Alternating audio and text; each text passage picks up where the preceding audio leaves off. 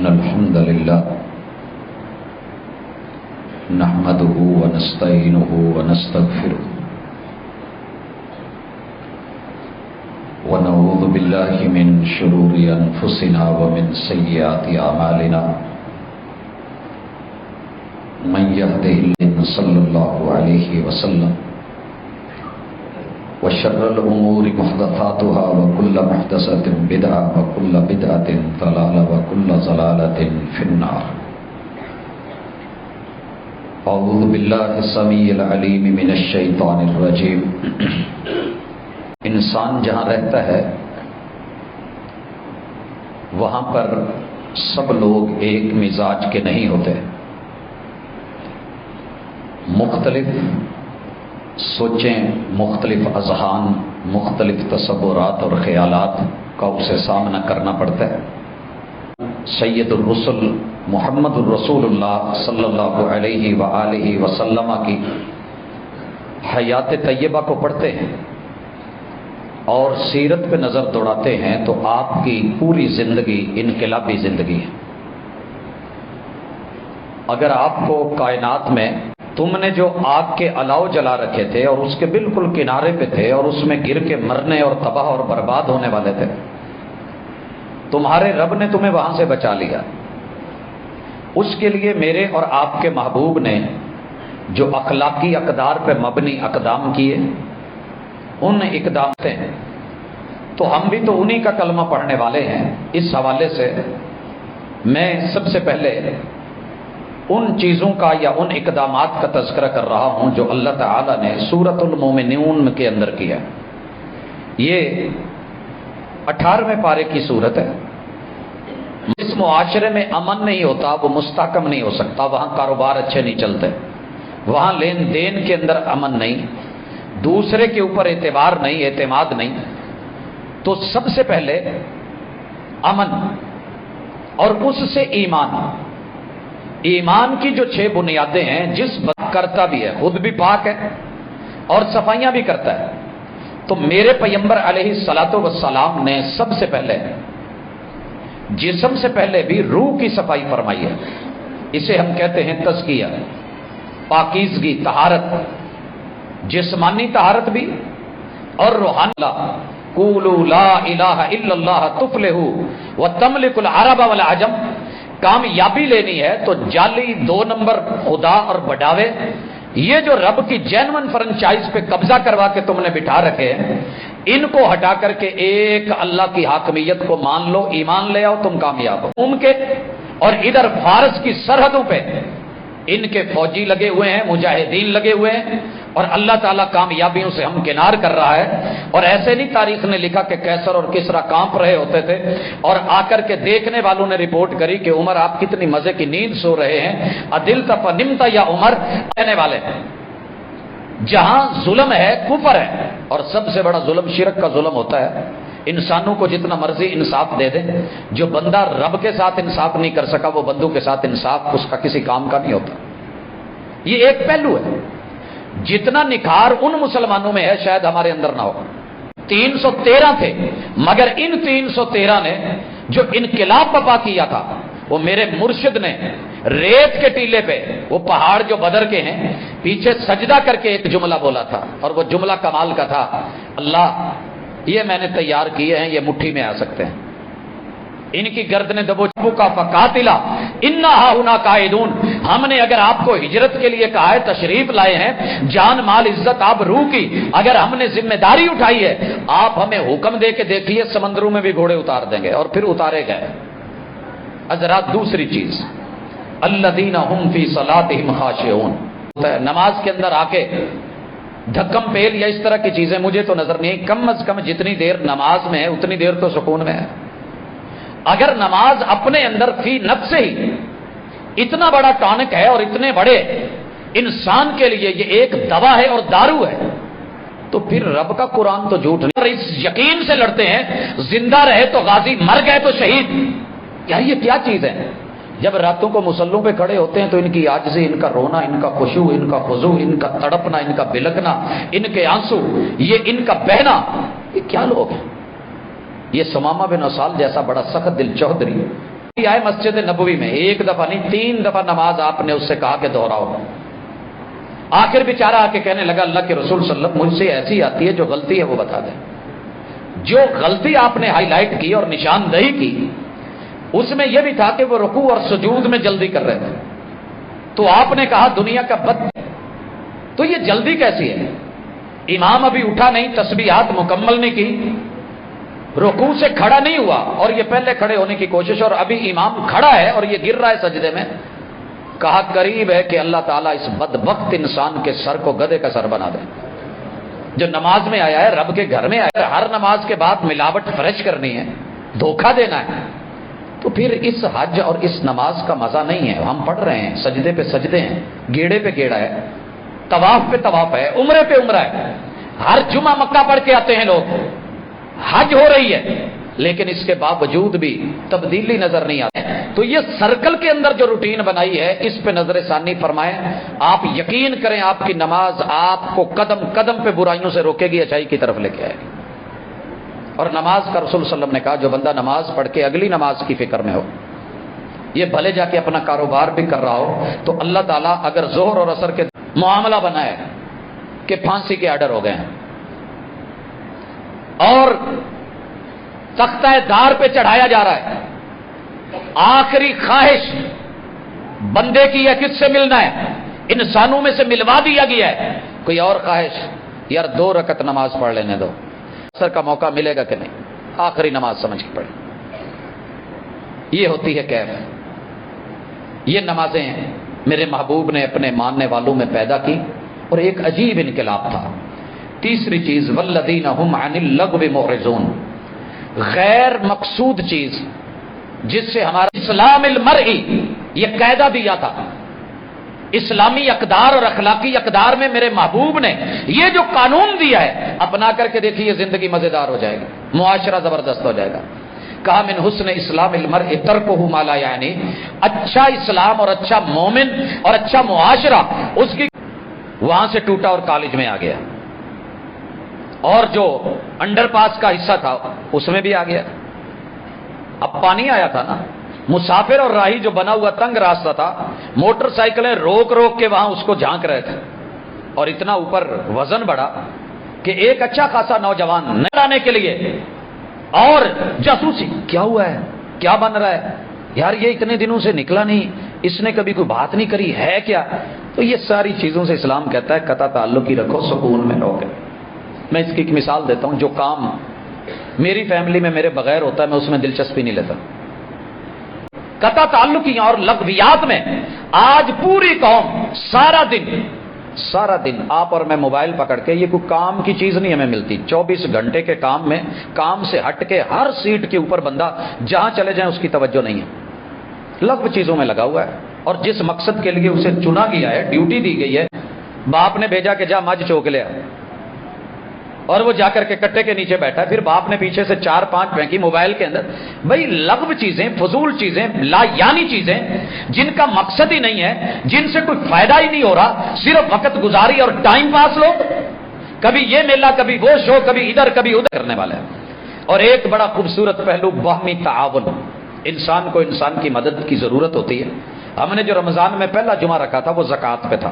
اللہ کہتے ہیں الذین هم للزکاۃ فاعلون، جو اپنے مال کو بھی پاک کرتے ہیں، ذہن بھی پاک، جسم بھی پاک، غسل ہے، طہارت ہے، وضو ہے، نماز ہے، کچھ سونے چاندی میں، درہم و دینار میں، کچھ کرنسی میں تھوڑا سا معمولی سا حصہ رکھا، محسوس بھی نہیں ہوتا، 100 میں سے 2.5 کیا محسوس ہوتے ہیں، لیکن ایک غریب کا فائدہ ہو جاتا ہے۔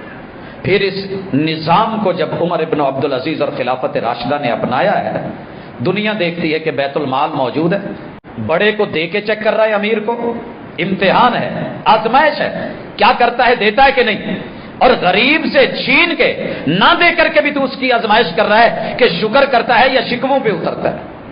تو یہ زکوٰۃ کا سیٹ اپ، بیت المال کا سیٹ اپ، اس نے اسلام کو جو ایک تبدیلی کا عنصر دیا، محبوب کی یہ رگیں پھول گئیں، آنکھیں باہر آ گئی۔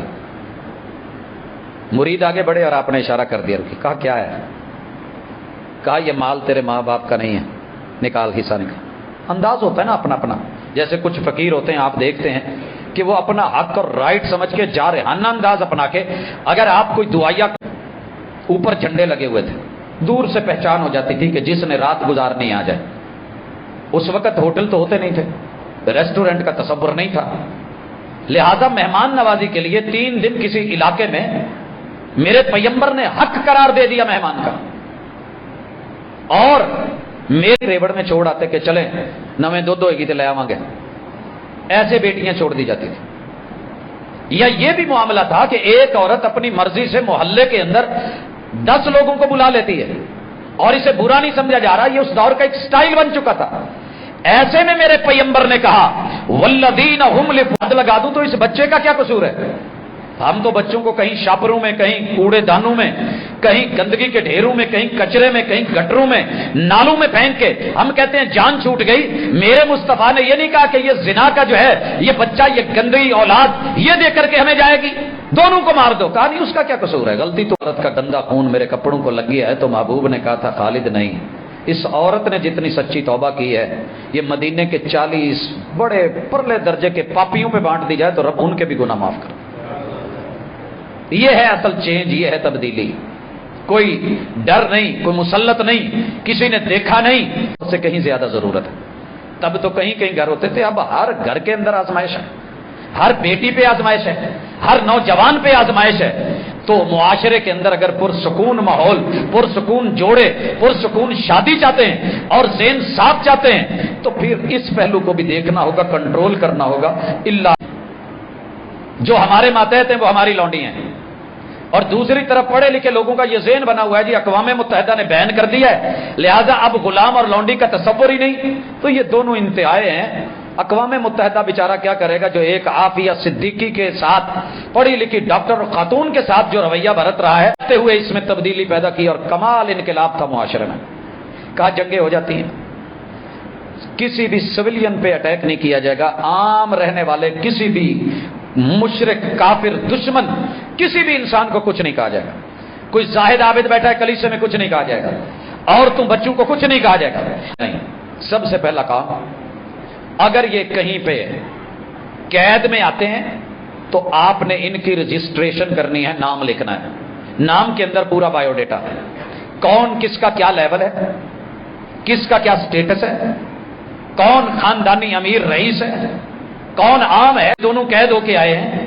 تو ان کے باقی لوازمات اپنی جگہ، لیکن ان کے اس تعلق کو ختم نہیں کیا جائے گا، اسے وہ سہولت دی جائے گی. اب اگلا مرحلہ یہ نہیں کہ جس نے جو پکڑی اور جو ہے اس کے بعد سوچ لیا کہ زنا صفا اور اس کے ساتھ ریپ کرنے کا نام یہی لونڈی ہے. نہیں، رجسٹریشن ہوگی، جب ہو جائے بایو ڈیٹا اکٹھا ہوگی. بیٹے کو اولاد کو الگ نہیں کرنا، شوہر اور بیوی ہیں الگ نہیں کرنا، یہ 4 حقوق دینے ہیں اور اسی معاشرے میں سروائیو کروانا ہے. اب یہ کرنے کے بعد اگلی چیز، اگر وہ اکیلی ہے تو اسے یہ بھی پوچھا جائے گا کہ اس کا جسمانی رائٹ اور حق بھی اس کی ذمہ داری آپ لیتے ہیں. وہ کہتے دیا جائے گا جب تک کہ اس کا بندوبست نہیں کیا جائے گا کہ اس کی جسمانی ضرورت کے لیے، اولاد کی ضرورت کے لیے اسے متبادل کوئی بندہ نہیں دیا جاتا، بے شک وہ کہیں اور گلی میں ہے، کسی اور جگہ پہ ہے. تو ان دونوں کو وہ حق اور رائٹ دیا جائے گا. اور اب آگے سنیے، کہا کہ بہتر یہ ہے کہ باندی کتنا خوبصورت سسٹم، کتنا پیارا سیٹ اپ ہے، اگر آپ آزاد کر دیتے ہیں یہ زیادہ بہتر ہے. ترجیح دلائی تو یہ ہے وہ لونڈی کا سسٹم. اس پہ خیر تفصیلی میں ابھی بات نہیں کر سکتا کیونکہ میرا موضوع اور ہے. والذین هم لاماناتهم وعهدهم راعون. میرے پیغمبر نے ان لوگوں کو جو وعدہ وفا علاج کے لیے اونٹوں کے باڑے میں بھیج دیا، بیت المال کے اونٹ، یہ وہاں چلے گئے. انہوں نے دیکھا اونٹ کافی سارے ہیں اور ان کا نگران صرف ایک ہے. کہنے لگے بڑا ایزی ہے، چونکہ اس معاشرے میں تھے، گھٹی میں یہ چیز بسی ہوئی تھی. تو انہوں نے اس کو پکڑ لیا. گرم سلاخیں، نقصان ہوا ہے، وہ بیچارہ پھنس جاتا ہے اطلاع کر کے، یا کیس کا رخ موڑنے کے لیے اچھا آپ کی کوئی دشمنی ہوگی، کوئی وہ مسئلہ ہوگا، یہ ہوگا، ایسا کچھ نہیں کیا. سیدھا سیدھا ڈائریکٹ پیچھا کروایا ہے، پکڑوائے ہیں، لائے گئے ہیں. اور دہشت گردی کا یہ واقعہ پہلا تھا مدینے میں. مخالف سمجھ سے ان کی ٹانگیں اور پاؤں کاٹے گئے. تو فوری طور پہ پولیس والے دوست احباب آئے اور کہنے لگے جی جلدی کریں، یہاں پہ 1 to 5 والے لوٹ لیتے. ہم نے کہا جی اگر وہ لوٹ لیتے تو آپ کس سے؟ جی ہم نے آپ کو بس بتا دیا، ہماری ذمہ داری ختم، ہم اتنا کہہ سکتے. آپ سوچ نہیں سکتے کہ اس سے بھی آگے آگے بہت کچھ ہوتا ہے. ہمارے ہاں کئی دفعہ ایسے ہوا ہے کہ پولیس کی وردی میں اور اتنے پیارے تھے کہ جس گود میں جیسے حسن اور حسین کریمین بیٹھتے تھے ایسے جناب اسامہ بھی بیٹھتے تھے اور سفارش لگوائی. آپ نے کیا کہا تھا؟ لو ان فاطمہ بنت محمد سرقت لقطعت یدها. اگر میں آج چیف جسٹس ہوں تو جو قوم کی بیٹیوں کے لیے فیصلہ ہے اگر یہ کام میری بیٹی نے کیا ہوتا تو میں کٹہرے میں قاضی کے سامنے دوسری طرف یہودی بھی وہیں کھڑا ہے اور اسی پہلو کو دیکھ کے وہ کلمہ بولتا ہے. تو یہ انقلاب کہنے کی حد تلک نہیں. ہم سارے انصاف انصاف انصاف. میں کہا کرتا ہوں اپنے مسلک کا نام گروہ کا نام صراط مستقیم رکھ لینے سے ضروری نہیں کہ وہ جو چال چالنا جرم مانتا ہی نہیں میں فرشتہ ہوں باقی سارے غلط ہے. تو نہیں، ہم سب انسان ہیں، غلطی کا پلندہ ہیں، خطا کا پتلا ہے. توبہ کا موقع ہے، رجوع کریں. اسی طرح میرے محبوب علیہ الصلوۃ والسلام نے جو تبدیلیاں، امانت میں خیانت نہیں کی جائے. 3 چیزیں ایسی ہیں جو ہلا کے رکھ دیتی ہیں. میں نکل رہا ہوں، ہجرت پہ جا رہا ہوں تو آپ یہ امانتیں لوٹا کے آ جانا. یار یہ 2 منٹ یہاں روکیے، ایک میری جان کا دشمن ہو اور میں اس کی امانتوں کا سوچوں گا، پھر تو میں دباؤں گا نا، چلانے دے پھر جو آتا ہے. اور دوسری چیز جس پہ سب سے زیادہ لوگوں نے انگلی اٹھائی ہے وہ میرے نبی کی بیٹی سیدہ زینب. ذمہ داریاں اور امانت کیا ہے؟ جو میری اور آپ کی ڈیوٹی ہے وہ امانت ہے. باپ کی اپنی امانت، ماں کی اپنی امانت، بڑے بھائی کی اپنی امانت، ذمہ داری چھوٹے بھائی کی اپنی ہے. ہر بندہ. اور آپ نے قیامت کی نشانی بتائی تھی. قیامت کی بہت بڑی نشانی یہ ہے اذا وسد الامر الى غیر اہلہ، چیئر اس کو دے دی جائے گی جو اس چیئر کا سے. کتنے لوگ ہیں جو اس وقت علماء کے روپ میں ہیں مگر عالم نہیں ہیں. عالم نہیں ہے. ایک گاڑی بھگا لینا، ریس دے لینا، شوخیاں دکھا لینا، ون ویلنگ کر لینا، لیکن ڈرائیونگ کیا ہے کہ مشکل ترین ماحول کے اندر اگر ٹائر بلاسٹ ہو گئے ہیں تو آپ اور ان کے اندر شکوک و شبہات کو وہ والی فضا پیدا کرنے کے لیے بیٹھے ہیں. تو میں اللہ سے ایک دعا کیا کرتا ہوں، اللہ زندگی میں کبھی مجھے کسی عالم کے روپ میں کسی صوفی کے متھے مت لگانا. اور یہ میں کئی دفعہ اس کا اظہار کر چکا ہوں اور بڑے اپنے آپ کو عاجزی میں گرا کے میں کوئی فاخرانہ لفظ عالم میں چلا جا. عالم تھا نہیں، صوفی بندہ تھا، زاہد بندہ تھا، عبادت کرتا تھا، تسبیح پکڑی ہوئی تھی، داڑھی رکھی ہوئی تھی، شکل مولویوں جیسی تھی. یہ اس کے پاس جا کے بیٹھ گیا کہ معافی مانگنی ہے لیکن میں نے 99 قتل کیے ہوں. کہنے لگا توبہ توبہ توبہ توبہ، تیری معافی، اللہ تجھے معاف کر دے. ایک انسان کا قاتل پوری انسانیت کا قاتل ہوتا ہے. یہ کیا کر کے آیا؟ نہیں ہونی. اور جس کمپنی میں رہتا ہے وہ لوگ چھوڑ کسی پر امن جگہ کی طرف نکل. حدیث پاک میں آتا ہے رسول صلی اللہ علیہ وسلم نے کہا وہ نکلا، موت آ گئی تو اللہ تعالیٰ نے رحمت کے فرشتوں کو، جنت کے فرشتوں کو کہا کہ جاؤ اس کی روح جو ہے وہ قبض کرو، وہ لو اور اس کو لے کر کے آؤ، اس کی روح اچھی جگہ. تو اہل علم، اہل دل، یہ حضرت علی رضی اللہ تعالیٰ عنہ کی سوچ، یہ ان کی فقہ پہ عمل کرنے والا ہے. خلفائے راشدین میں 4 بڑے نام تھے لیکن انہوں نے ایسے نہیں کیا. انہوں نے ایسے نہیں کیا. کہیں کسی کا قول آیا بھی تو رسول صلی اللہ علیہ وسلم کی بات کو ترجیح دی گئی. تو اللہ کے لیے یہ فرقہ وارانہ، یہ خیانتیں ہیں، ان سے نکل کے کتابوں دنیا میں رہیں گے تو معاشرہ جنت نما، قیامت کو جہاں جائیں گے وہ ہم ان کا مسکن جنت بنا دیں گے. تو یہ موٹے موٹے کام رسول اللہ صلی اللہ علیہ وسلم نے کروائے. آگے چل کے اللہ نے سورہ فرقان میں بھی ذکر کیا ہوا عباد الرحمن الذین یمشون علی الارض ہونا.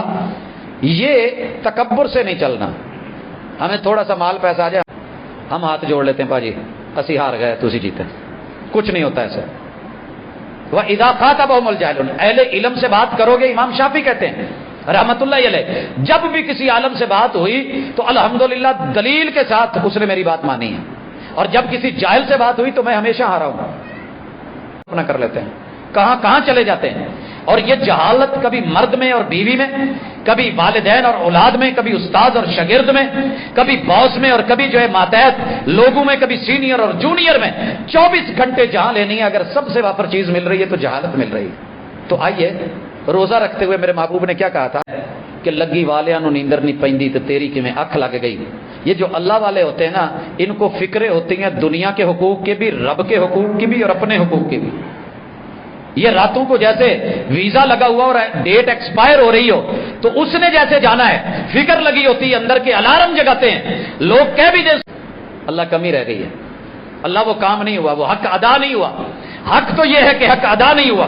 یہ باتیں کہنے کے بعد اللہ تعالیٰ فرماتے ہیں والذین یقولون ربنا اصرف عنا عذاب جہنم، ان کی یہ بھی خوبی ہے کہ رب سے ترلے ڈالتے رہتے ہیں، اللہ ساڑی نہ شریکہ دوں تو نہ تیرا شریک میں رکھی ہے۔ آپ نے کہا کہ جو اپنے لیے پسند کرتا ہے بھائی کے لیے پسند نہیں کرے تو پھر وہ میرا نہیں، مومن ہی نہیں۔ جو کسی کی ماں بہن بیٹی کو شوہر کے خلاف کرے وہ میرے معاشرے کا بندہ ہی نہیں ہے، اور جو چھوٹوں سے پیار نہ کرے، بڑوں کا جو ہے وہ وقار کا لحاظ نہ رکھے، وہ میری سوسائٹی کا بندہ ہی نہیں ہے۔ جو ملاوٹ کرے وہ میری سوسائٹی کا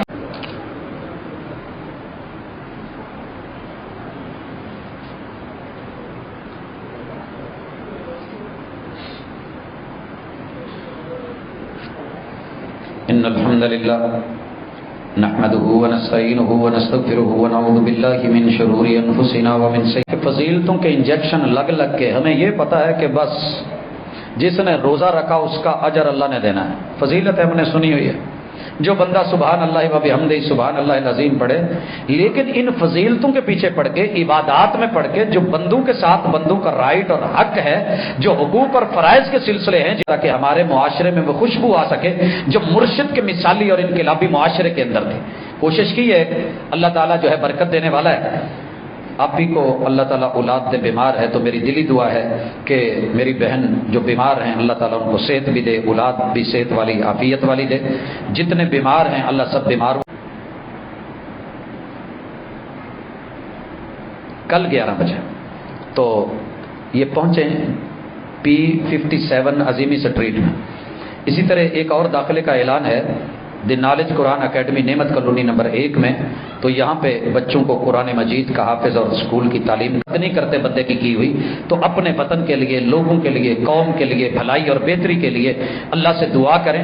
اور حکمرانوں پہ صرف جو ہے وہ تبصرے ہی کافی نہیں ہوتے، بلکہ ان کی اصلاح کے لیے دعا کہ اللہ ان کو، اللہ اتنی صلاحیتیں دی ہیں، مال پیسہ دیا ہے، موقع دیے ہیں، تو اللہ ان کو تھوڑی سی انسانیت دے کے